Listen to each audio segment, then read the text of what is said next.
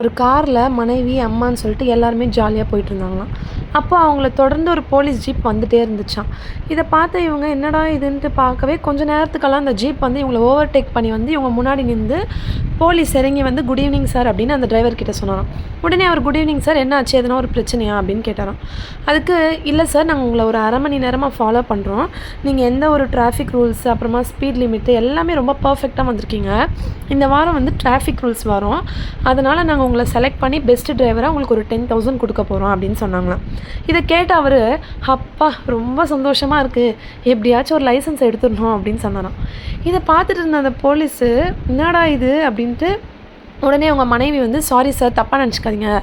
அவர் கொஞ்சம் குடிச்சிருக்காரு. அதனால ஒளர்றாரு" அப்படின்னாராம். உடனே இவருக்கு இன்னும் கன்ஃப்யூஷன் ஆயிடுச்சாம். என்னடா இது குடிச்சிருக்காங்கன்றாங்க, லைசென்ஸ் எடுக்கணும்னு சொல்றாங்க அப்படின்ட்டு பார்த்துட்டே இருந்தாராம்.